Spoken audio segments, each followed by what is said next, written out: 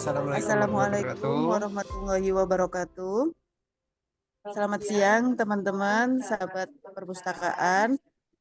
Pada siang hari ini kita akan sharing-sharing, belajar di acara ULC Online Literasi Class. Pada pertemuan hari ini tema kita tentang plagiarisme dan etika publikasi ilmiah untuk dosen dan mahasiswa. OLC siang hari ini akan dipandu oleh Pak Suryo Gigi. Langsung saja kepada Pak Suryo, kami persilakan. Assalamualaikum warahmatullahi wabarakatuh. Terima kasih Bu Bulkis. Apakah suara saya terdengar dengan baik dan jelas? Jelas? Ya, terima kasih. Oke, Assalamualaikum warahmatullahi wabarakatuh.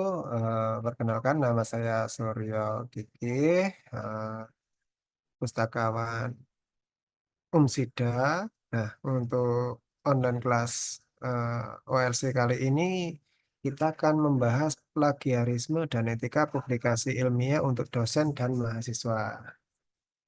Oke.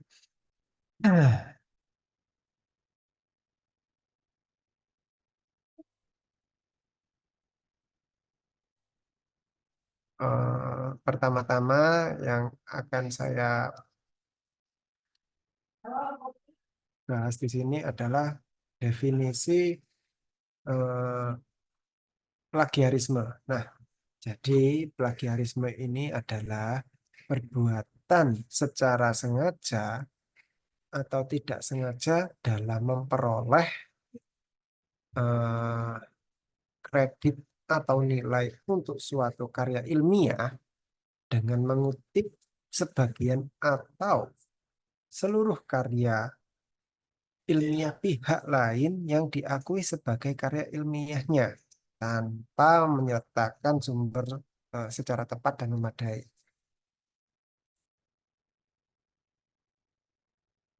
Jadi eh, bisa disimpulkan di sini ini eh, plagiarisme itu seperti apa?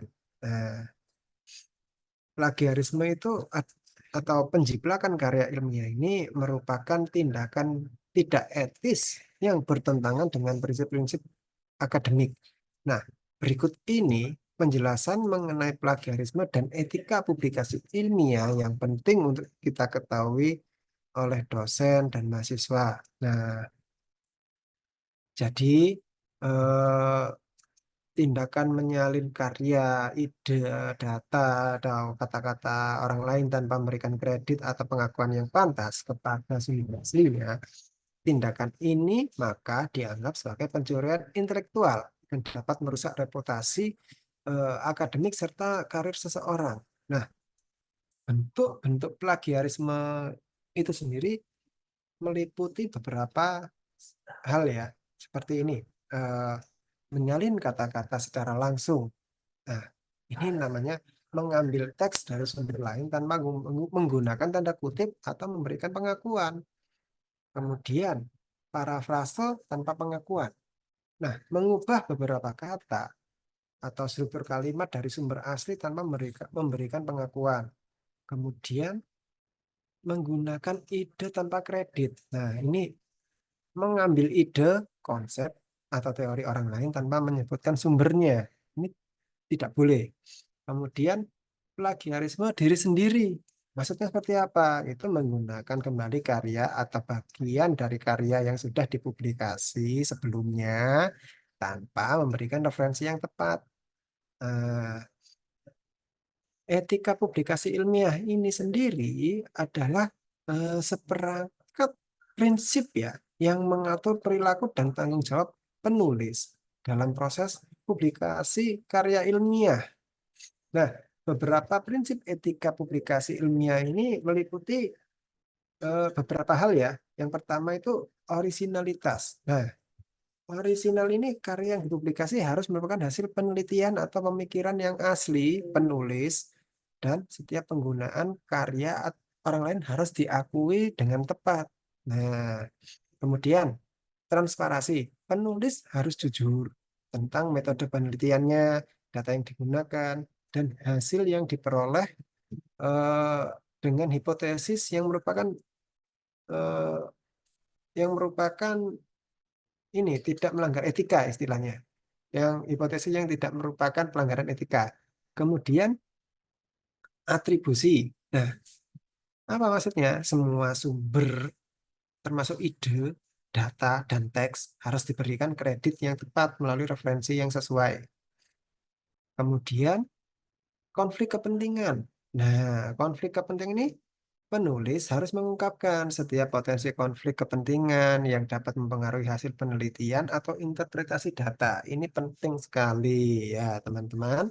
Nah, kemudian kepemilikan karya. Jadi, hanya mereka yang signifikan berkontribusi pada penelitian atau penulisan yang diakui sebagai penulis. Nah, kemudian yang terakhir ini adalah kejujuran dalam pengajuan.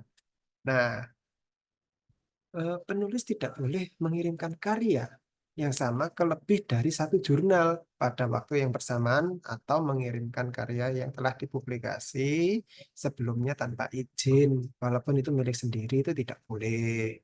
Itu. Nah, kemudian eh, jenis plagiasi menurut Permendiknas nomor 17 tahun 2010 pasal 1 ya. Ini ada beberapa ini. Nah, mengutip istilah, kata-kata atau kalimat atau informasi tanpa menyatakan sumber secara memadai. Kemudian mengutip secara acak istilah, kata atau kalimat, data atau informasi dari sumber yang tanpa menyertakan eh, sumber secara memadai.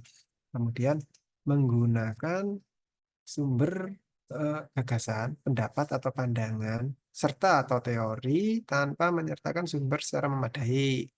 Nah, jenis plagiasi kemudian ada juga ini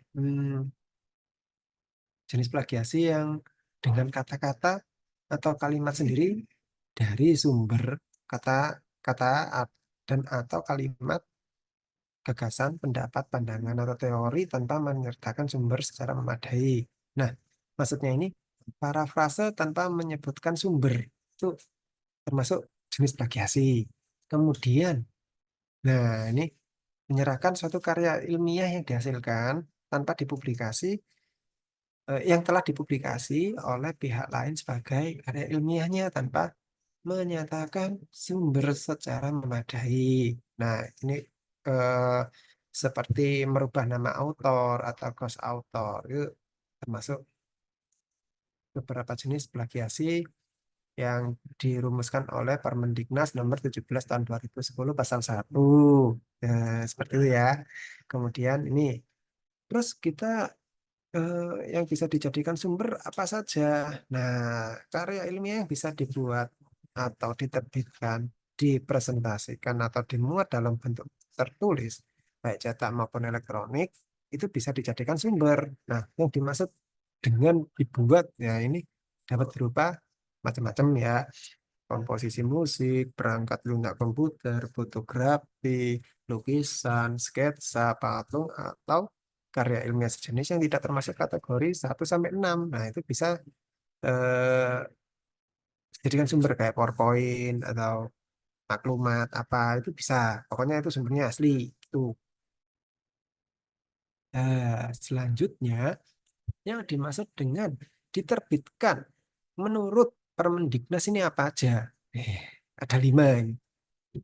Yang pertama, ini ada buku yang dicetak dan diedarkan oleh penerbit atau perguruan tinggi, ini bisa. Kemudian artikel yang dimuat dalam eh, skala ilmiah atau berkala ilmiah, majalah ataupun surat kabar. Kertas, yang ketiga, kertas kerja atau makalah profesional dari organisasi tertentu. Kemudian yang empat ini isi laman elektronik. Nah, ini seperti website gitu, itu bisa karena kan juga diterbitkan toh. Nah, yang kelima, hasil karya atau karya ilmiah yang tidak termasuk pada angka 1 sampai 4 itu bisa juga yang dimaksud dengan diterbitkan menurut Permendiknas. Hmm. Nah, Selanjutnya ini yang dimaksud dengan dipresentasikan oleh Permendiknas itu seperti apa? Itu ada 3. Yang dipresentasikan itu eh, dipresentasikan yang pertama ya, dipresentasikan di depan khalayak umum atau terbatas. Nah, terbatas ini bisa untuk kalangan tertentu, kalangan sendiri gitu, atau untuk komunitas tertentu itu, atau mungkin civitas akademik tertentu bisa. Kemudian nomor 2 ini presentasi melalui radio, TV, video, atau cakram padat atau video digital itu bisa. Kemudian nomor 3 ini bentuk atau cara lain sejenis yang tidak termasuk pada angka 1 dan 2. Itu apapun yang dipresentasikan bisa dimaksudkan oleh Permendiknas ini. Suatu hal ya, intinya yang telah diterbitkan atau dipresentasikan itu yang dijabarkan seperti ini.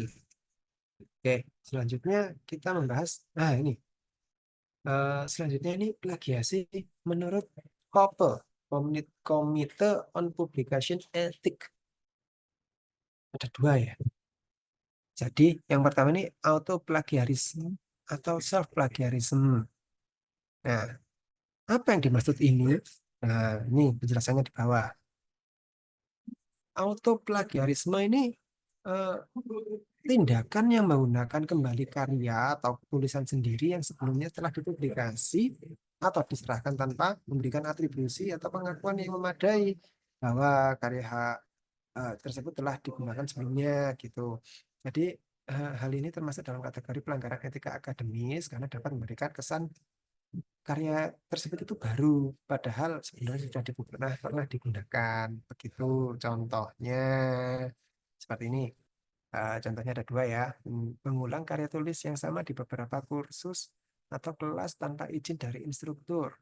Nah, terus yang kedua, menggunakan hasil penelitian yang sama dalam beberapa publikasi atau presentasi tanpa mencatat publikasi atau presentasi sebelumnya. Jadi seperti ini. Ketika mahasiswa ini S1 melakukan penelitian tentang peningkatan kualitas, kemudian dia melanjutkan kuliah lagi S2.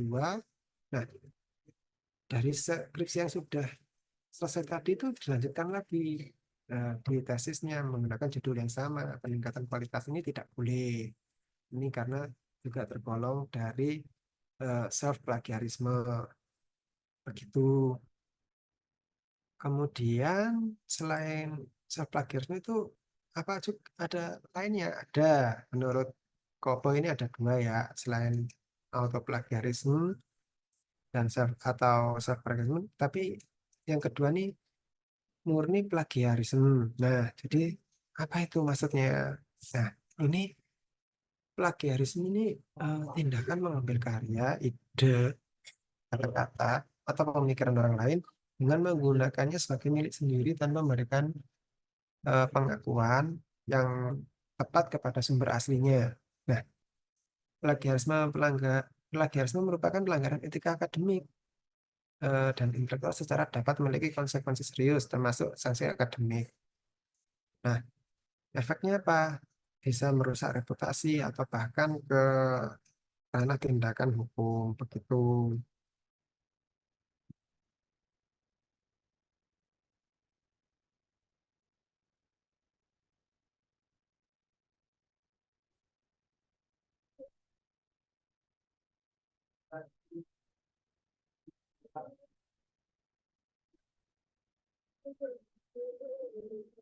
Terus selanjutnya eh, ini untuk contoh-contoh plagiarisme ini ada 3 ya. Yang pertama ini mengutip teks orang lain tanpa menyertakan sumber. Nah, ini termasuk plagiat. Kemudian mengambil ide atau konsep dari orang lain dan menyatakan seolah-olah itu adalah ide sendiri. Ini juga termasuk. Kemudian yang ketiga ini menyaring pekerjaan atau tugas orang lain dan menyerahkannya sebagai pekerjaan sendiri. Itu pasti plagiat. Tidak boleh.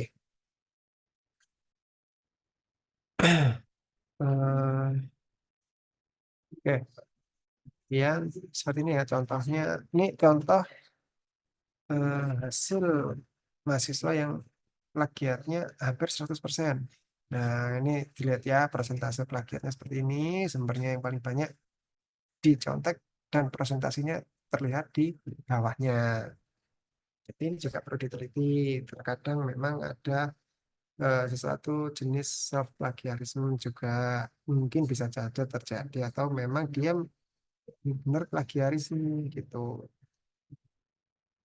Oh ya, ini tadi saya ini tampilkan juga untuk definisi autoplagiarisme redundant atau duplicate menurut Popper tahun 2015. Seperti ini ya, bisa dibaca di ini. Kemudian selanjutnya ini untuk plagiarismenya seperti ini. Nah,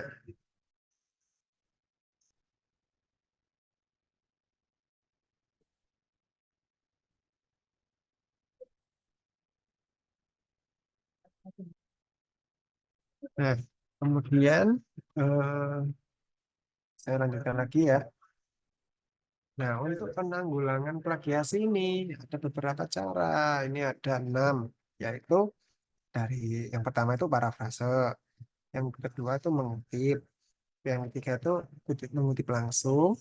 Nah, yang keempat mengutip kutipan, yang kelima mengutip karya sendiri, dan yang nomor 6 ini referensi ya. Nah, jadi ada 6 tata cara penanggulangan plagiasi. Ya, saya sebutkan di bawahnya ini. Apa itu parafrase? Parafrase adalah mengungkapkan kembali ide, informasi, atau teks dari sumber asli dengan kata-kata sendiri tanpa mengubah makna. Nah, ini sering digunakan untuk menjelaskan atau menyederhanakan informasi sambil tetap bisa memberikan kredit kepada sumber aslinya. Gitu. Yang kedua, mengutip nih.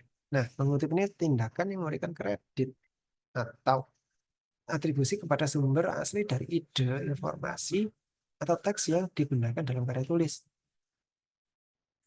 Hal ini dilakukan dengan mencantumkan referensi. Nah,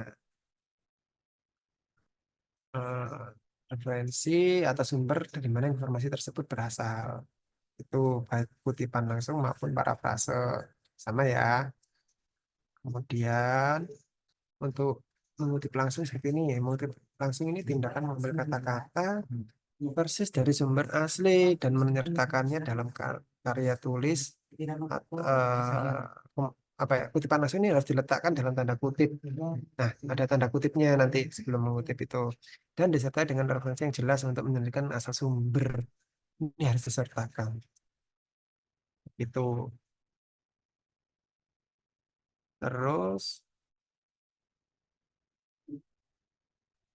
yang keempat ini mengutip kutipan. Nah, mengutip kutipan ini memberikan kredit atau atribusi kepada sumber asli saat menggunakan kutipan langsung dalam karya tulis. Hal ini melibatkan penyertaan informasi tentang penulis, tahun publikasi, dan halaman tempat kutipan tersebut ditemukan. Harus disertakan. Gitu. Kemudian, nomor 5 nih, mengutip karya sendiri. Nah, ini lebih sering ya, karena tidak terasa juga. Jadi, tindakan ini memberikan kredit atau atribusi kepada karya atau tulisan sendiri yang telah dipublikasikan sebelumnya saat menggunakannya kembali dalam karya baru. Nah, ini penting untuk menghindari self plagiarisme dan memberikan transparansi kepada pembaca. Ini penting nih. Kemudian nomor 6 ini referensi. Nah, referensi ini adalah eh, daftar sumber yang digunakan dalam karya tulis kemudian disusun secara sistematis dengan format yang ditentukan. Ini ada format MLA, APA, Chicago. Kemudian referensi ini mencakup informasi yang lengkap tentang setiap sumber penulis, judul, tahun publikasi, dan penerbit yang memungkinkan pembaca untuk menemukan dan memverifikasi sumber asli. Jadi harus bisa-bisa di ini ya, harus bisa eh, dipertanggungjawabkan. Nah, kemudian gimana nih tips menghindari plagiasi? Tuh ya, ini ada beberapa ya, ada 8 poin. Jadi yang pertama, hmm, pahami itu plagiarisme. Apa yang dimaksud plagiarisme? Nah, ini merujuk pada kebijakan institusi. Jadi, kita harus tahu. maksud plagiarisme itu apa. Kemudian untuk menghindarinya seperti apa? Kita harus punya panduannya. Biasanya di institusi atau di kampus itu ada aturan yang mengatur tentang plagiarisme, itu bisa dimanfaatkan untuk menghindari seperti berapa besar persentase persentase plagiarismenya seperti itu. Kemudian ini kutipan dengan benar. Nah, jadi setiap kata yang dikutip harus menggunakan tanda kutip. Yang ketiga itu memparafrase. Nah, gunakan kata-kata sendiri untuk memparafrase eh, kalimat yang telah terdeteksi plagiasi atau plagiarisme supaya nilainya juga turun. Kemudian empat ya, menggunakan manajemen referensi seperti Zotero, Mendeley ini harus digunakan supaya lebih menghindari beberapa plagiarisme yang dilakukan secara tidak sengaja. Kemudian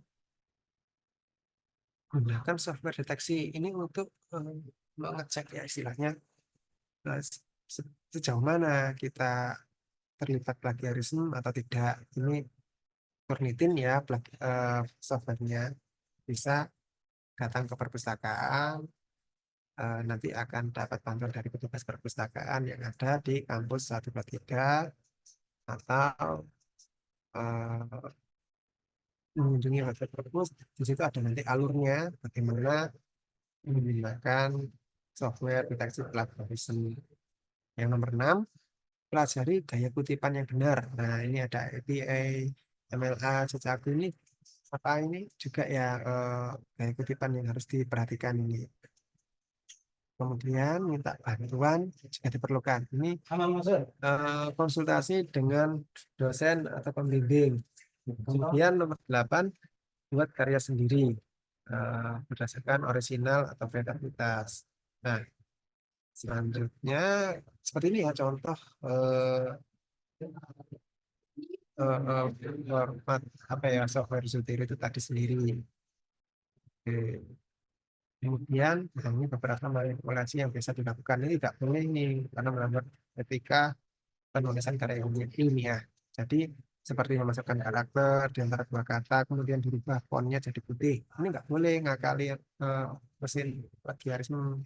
Kemudian mengubah tampilan teks jadi gambar sehingga tidak terbaca. Ini juga nggak boleh. Kemudian edit PDF hasil cek similarity-nya. Nah, diedit itu juga nggak boleh. Itu benar-benar melanggar aturan. Nah, sanksinya apa? Sanksinya ini ada dari peraturan permen peraturan menteri ya 17 ini tahun 2010 ada teguran, peringatan tertulis, terus pembatalan nilai, pemberhentian dengan hormat, atau pemberhentian tidak hormat dari status sebagai mahasiswa, sampai yang paling berat ini pembatalan ijazah apabila telah lulus dari proses pendidikan. Oh, berat banget ini. Jadi hati-hati dan hindari plagiarisme. Kemudian, nah ini untuk beberapa pertanyaan sering muncul akan kita bahas selanjutnya ya.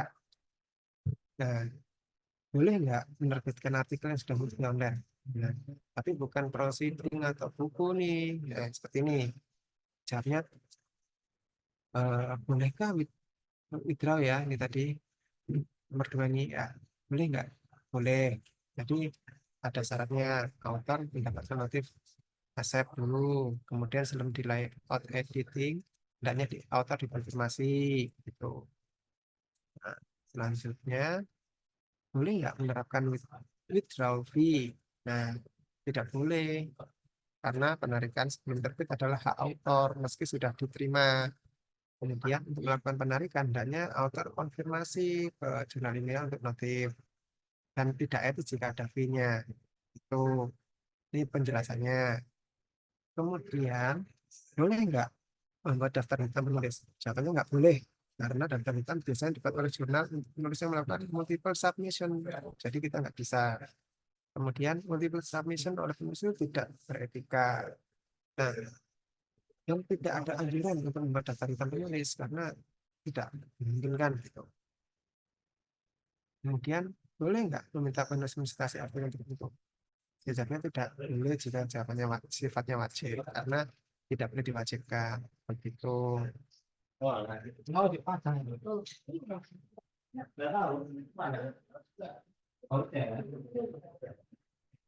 Eh, oke, kita lanjut. Bolehkah editor terbit di jurnal sendiri? Jawabannya boleh dengan kondisi tertentu. Itu. Nah, kondisi tertentu ini apa saja yang mempengaruhi? Ya, prosesnya sama seperti penulis pada umumnya. Kemudian melakukan proses yang adalah editor itu harus editor lainnya, tidak boleh editornya sendiri. Kemudian setelah terbit dalam editorial note bisa bahwa proses terbit artikel dari editor teks di jurnal tersebut dilakukan dengan transparan. Jadi jawabannya boleh ya dengan kondisi tertentu. Oke, terima kasih. Mungkin ada tambahan ya.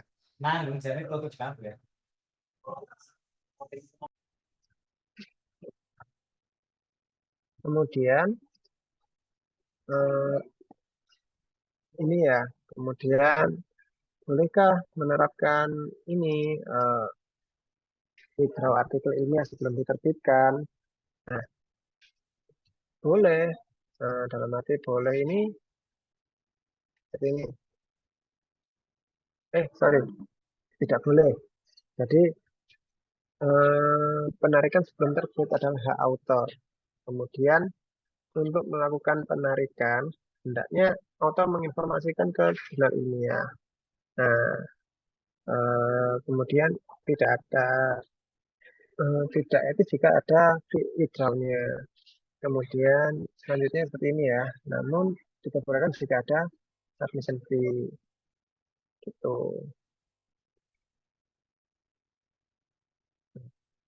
Bolehkah membuat daftar hitam penulis? Tidak boleh karena daftar hitam biasanya dibuat jurnal untuk penulis yang melakukan multiple submission. Jadi submission itu dilakukan ke beberapa tempat. Itu tidak bisa. Kemudian penulis tidak beretika. Eh, Tidak ada anjuran untuk membuat daftar hitam. Memang tidak dianjurkan ya, karena tidak bisa kita menjudge seseorang itu, ah untuk penulisan ini tidak bisa di ini apa namanya di, di blacklist lah istilahnya seperti itu. Nah, kemudian bolehkah meminta penulis mensitasi artikel tertentu? Ya, tidak boleh jika sifatnya wajib. Jadi kalau dia ingin mensitasi artikel tertentu tidak apa-apa karena memang apa ya tidak ada kewajiban. Tapi ketika itu menjadi wajib atau dipaksa itu tidak boleh. Kemudian untuk ini bolehkah editor terbit di jurnal sendiri? Boleh dengan kondisi tertentu. Nah, penjelasannya seperti ini ya. Karena prosesnya sama seperti penulis pada umumnya, walaupun dia sebagai editor. Nah, yang melakukan proses adalah editor lainnya, tapi tidak boleh dia sendiri. Begitu. Kemudian, nah ini untuk referensinya kita menggunakan ini ya. Mungkin ada beberapa dari teman-teman yang ingin mengetahui referensi yang digunakan dengan pembahasan OLC kita kali ini dari mana saja seperti ini.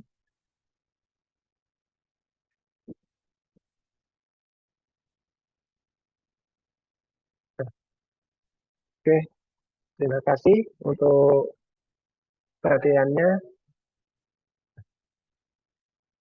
Mungkin bisa ini mungkin ada masukan atau tambahan yang bisa ditambahkan seperti itu. Halo, mungkin ada yang ingin bertanya atau diskusi, monggo. Mungkin saya ada yang kurang bisa ditambahkan.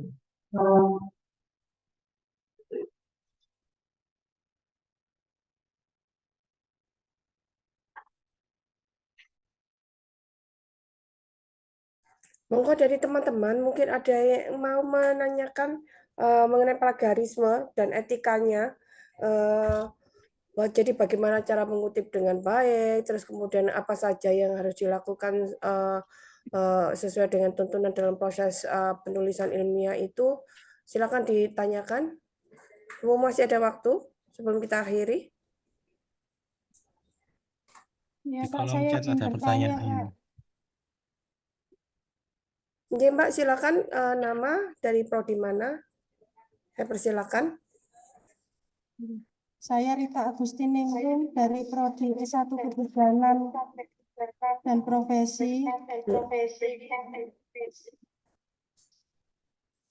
Izin bertanya, untuk bisa diberikan contoh untuk yang dikatakan tidak plagiarisme, maksudnya contoh langsung khususnya, misalnya dijelaskan pengertian contoh ini ya, pengertian kehamilan menurut ini, terus kita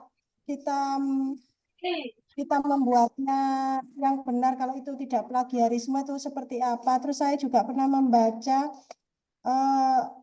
untuk penjelasan yang bagus itu jika kita memodif atau menggabungkan dari banyak referensi, misalnya dari 3 referensi itu dikutip atau dibuat penjelasan baru, itu juga seperti apa. Tadi juga dijelaskan untuk cara mengutip. Cara mengutip tadi contohnya kalau misalnya mengutip surat, contohnya surat Al-Baqarah ayat 5, seperti itu tuh perlu dijelaskan isi dari surat itu atau hanya seperti itu aja.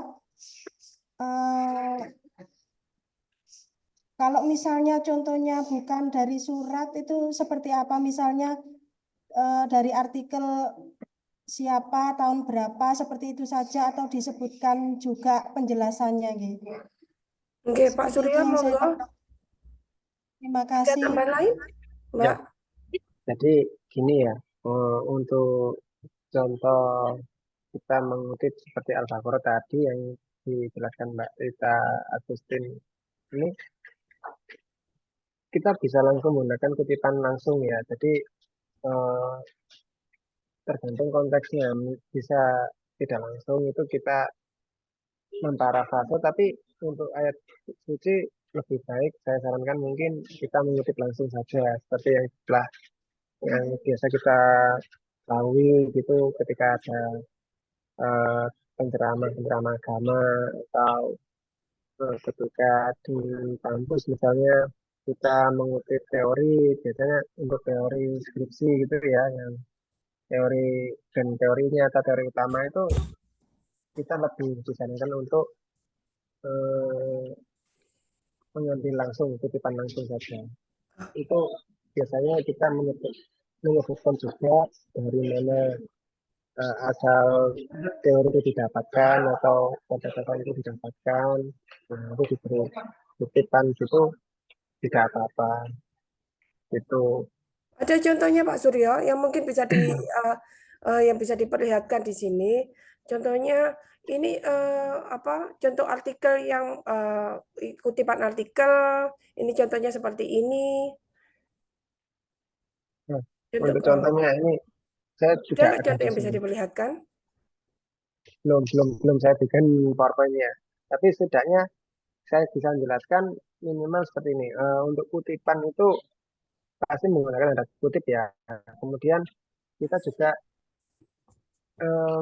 kita mengambil dari mana? Misalnya dari buku apa gitu. Nah itu disebutkan referensinya.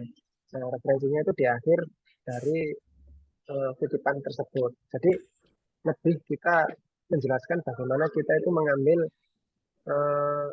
kata-kata atau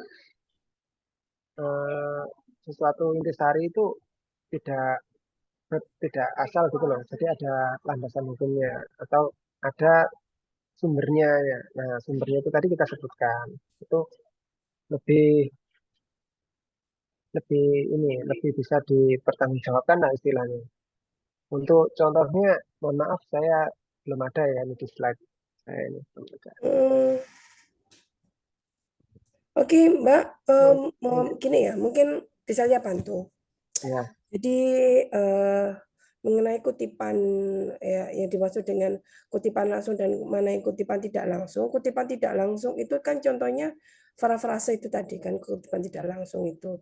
Jadi dari beberapa dari beberapa artikel yang ada, kemudian kita menyalin ulang dengan bahasa kita sendiri. Itu kan istilahnya kutipan tidak langsung ya Pak Surya ini.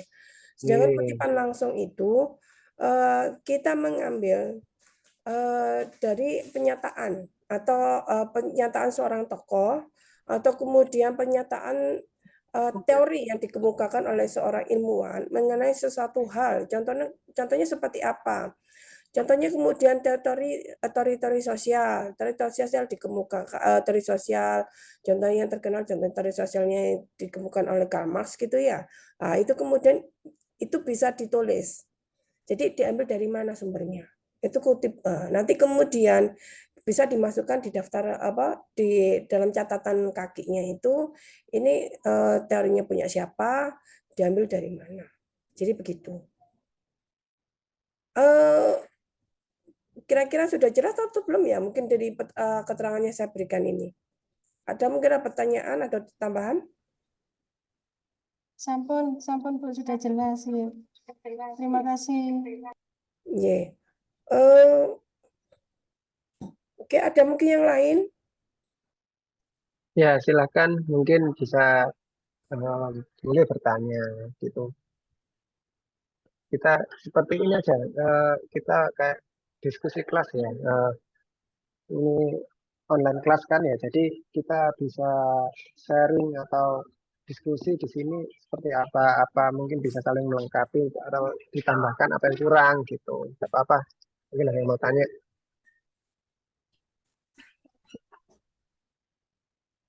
Halo?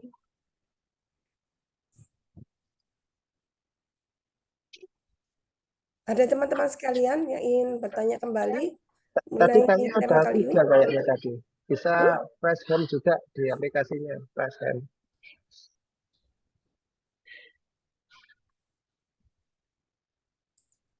Monggo, nggak apa-apa. Nggak usah malu-malu. Oh, ini ada pertanyaan Pak Suryo dari Ya, Usia. Izin bertanya mengenai plagiarisme untuk cek plagiasi apa memang batasnya 20%? Apa memang batasnya 20%, Pak?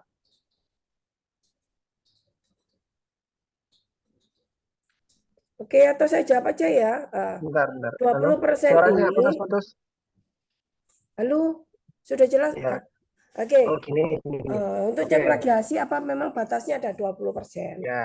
Jadi untuk cek Jadi, plagiasi, atau Pak Surya ya, yang jawab ya, mau nggak Pak Surya monggo. silakan. Jadi gini, batas plagiasi yang dianggap dapat diterima itu bervariasi ya, tergantung pada kebijakan lembaga atau institusi tertentu. Namun, banyak institusi pendidikan yang menerbitkan jurnal menetapkan batas toleransinya itu sekitar 20%. Nah, tapi untuk di kampus kita sendiri, yang saya tahu itu 30%. Itu ada bisa di-download SK-nya di halaman website Perpustakaan Musida. Itu di halaman download nanti bisa dicari di situ, bisa di-download kebijakan institusi itu apa saja gitu. Nah, berikut ini beberapa poin penting ya untuk mengenai batas plagiasi itu ada beberapa ini ya, ada 5 lah minimal poin yang harus kita tekankan di sini. Jadi yang pertama itu ada kebijakan institusi. Nah, setiap universitas atau penerbit jurnal itu memiliki kebijakan sendiri-sendiri ya. Kembali lagi pada batas plagiasi. Ada yang menetapkan maksimalnya 15%, ada yang 20%, ada juga yang lebih rendah atau lebih tinggi. Itu tergantung. Kemudian jenis konten. Nah, jenis konten ini eh, penggunaan alat cek plagiasi itu seperti Turnitin, Grammarly, atau Copyscape itu bisa membantu untuk mengukur tingkat plagiasi. Nah, ini alat ini bisa memberikan apa ya istilahnya laporan presentasi dia redaksi simulatornya berapa persen gitu. Nah, kemudian lebih mudahnya ini gini, originalitas konten. Nah, originalitas konten ini kita membuat meskipun ada batas persentase yang diterima, nah kita harus memastikan bahwa konten itu tetap orisinil. Itu pasti nggak akan apa ya istilahnya, nggak akan kena plagiasi gitu loh. Nah, kemudian selanjutnya ini gini, penanganan plagiasi. Ketika kita terdeteksi plagiasi atau ditemukan plagiasi, biasanya itu ada tindakan yang bisa diambil seperti exclude. Itu kita bisa lihat ulang ya. Nanti itu similarity-nya kenapa kok 90%? Itu kan bisa di-exclude tuh. Itu dia dibaca benar-benar. Itu dia apa enggak sih? Gitu. Ini biasanya lebih ke dosen pembimbing atau instruktur ya. Kemudian kalau ketika ada plagiasi bisa diberikan revisi. Nah, atau membatalkan publikasi itu yang paling berat karena ketika sudah hampir masuk dipublis ternyata terdeteksi itu bisa dibatalkan. Jadi sudah jelas ya untuk batas plagiasi itu ada beberapa poin dari kebijakan institusi, jenis konten, cek plagiasinya, original kontennya, sampai penanganan ketika sudah terdeteksi plagiasi. Nah, disarankan juga untuk selalu memeriksa kebijakan plagiasi yang spesifik ya, setiap lembaga atau penerbit, misalnya untuk dosen maupun mahasiswa yang menerbitkan artikel di eh, jurnal ilmiah luar kampus misalnya. Nah, untuk mahasiswa lebih disarankan untuk melihat kebijakan di setiap prodi, mungkin setiap prodi beda, karena pernah juga ada studi kasus itu begini, dosen mintanya 20%, padahal waktu itu SK dari kampus pada awal-awal plagiasi ini diterapkan ya, itu masih 50%. Nah, itu bisa dicek di prodi, mungkin, oh ternyata sekian, ya alhamdulillah gitu loh, ketika, oh masih 30%, ternyata dia terdeteksinya 25%, masih aman. Mungkin dari Bu Nurhayati bisa merekonstruksi ulang lah bagaimana bisa ditambahkan. Monggo, Bu Nur, mungkin bisa ditambahkan. Nggak ada, sepertinya penjelasan dari Pak Surya cukup jelas ya. Jadi buat kakak-kakak semua yang buat teman-teman mahasiswa yang sedang menulis skripsi ya. Jadi nanti kemudian kalau artikelnya itu ketika dicek, diturnitin, kemudian ternyata plagiasinya sampai 90%. Tenang. Jadi jangan panik, dicek dulu apakah kemudian sudah pernah menerbitkan enggak teksnya ini. Jadi bisa jadi kemudian ternyata kok bahkan sampai 100% itu bisa jadi karena artikel yang sama jenengan kemudian diupload lagi, diturnitin, sehingga kemudian kenapa hasilnya jadi 100% itu tadi. Jadi kalau artikel yang Anda upload ini yang awal itu memang benar punya Anda, jadi tenang aja dulu. Jadi nggak ada masalah gitu loh.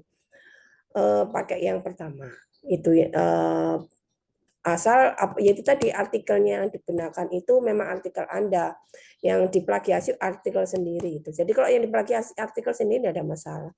Nanti kemudian diekskludkan saja. Kalau dari tempat yang sama contohnya, kemudian dulu pernah plagiasikan itu ditulisnya di perpustakaan Umsida, maka kemudian kita bisa melakukan proses exclude gitu ya. Jadi semua artikel yang sudah pernah diteliti di Umsida itu maka kemudian kita keluarkan dari daftar karya yang termasuk jenis plagiasi. Contohnya seperti itu. Untuk batasnya 20%, seperti yang diungkapkan oleh Pak Surya, maka kemudian memang di Umsida menetapkan batas 20%. Jadi sesuai dengan SK ya. Jadi di SK itu batas untuk plagiasi itu maksimal 20% dari daftar keseluruhan tulisan yang termuat. Tidak termasuk daftar pustaka ya. Jadi yang dimulai dari teori, mulai dari pendahuluan itu sampai kemudian pembahasan itu yang kemudian dicek. Tapi kalau daftar pustaka itu tidak termasuk. Oke, sampai sini paham ya? Lanjut, mungkin ada pertanyaan untuk yang ketiga.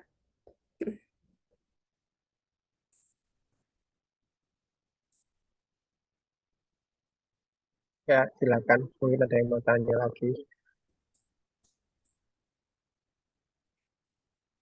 Oke. Oke, mungkin cukup bisa ini. Oke. Tidak ada pertanyaan? Atau cukup pahamkah dengan materi yang diberikan oleh Pak Surya pada hari ini?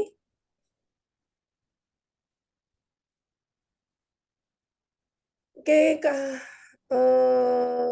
terima kasih banyak buat teman-teman mahasiswa yang telah menghadiri acara kelas OLC pada hari ini. Saya tutup ya Pak Surya nggih, acara kali ini. Ya, boleh. Nggih. Alhamdulillahirabbil alamin. Assalamualaikum warahmatullahi wabarakatuh. Waalaikumsalam Waalaikumsalam. warahmatullahi Terima kasih Salam. Pak. Oke, mangga sama-sama.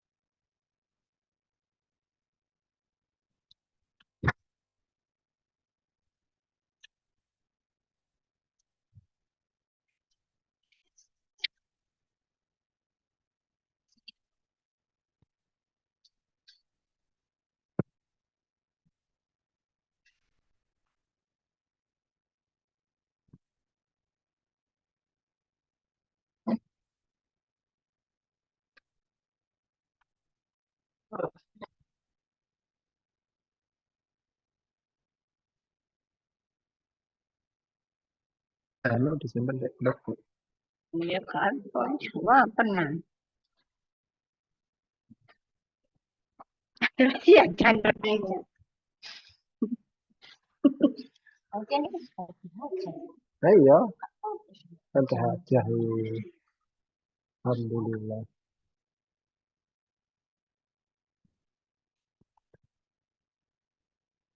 Wis asar ta?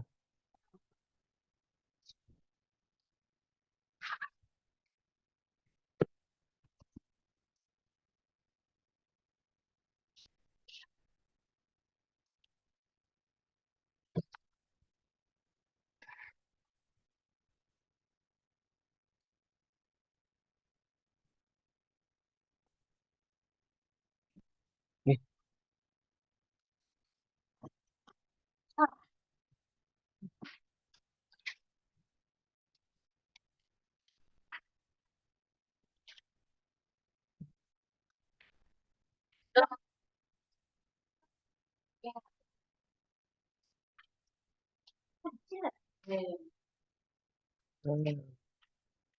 oke, belum makan.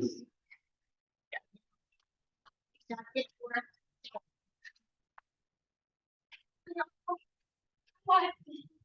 Kalau ngomong ngono, dina Jumat.